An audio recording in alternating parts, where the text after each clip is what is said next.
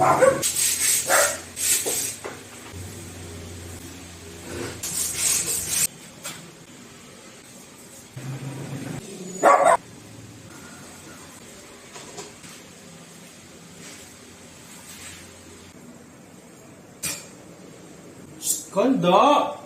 Huwag mong galawin yung cellphone ko. Asa isang kahoy ko? Hoy! Balik mo dito. Kailangan mo yung isang kahoy ko. Ano mo? Puro kagat na.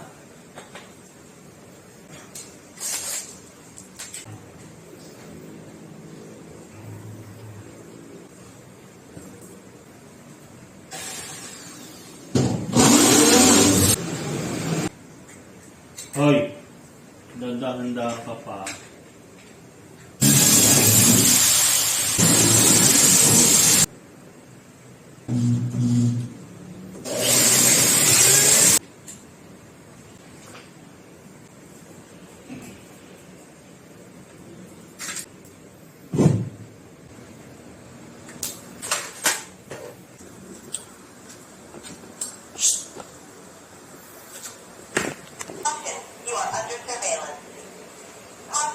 Hello.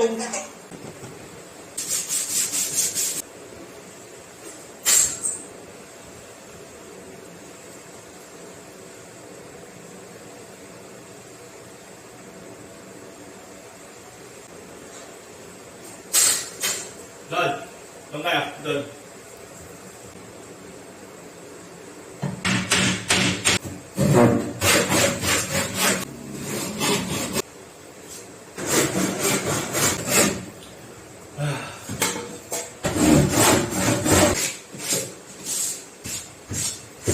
Sakto, fit na fit.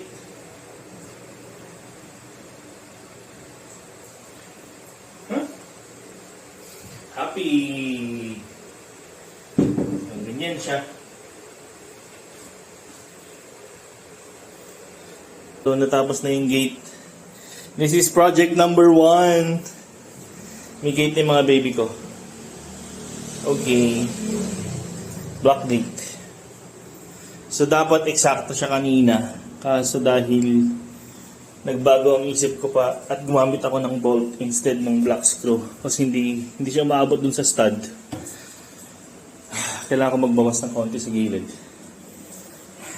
Okay ba? Ha? Okay naman, di ba?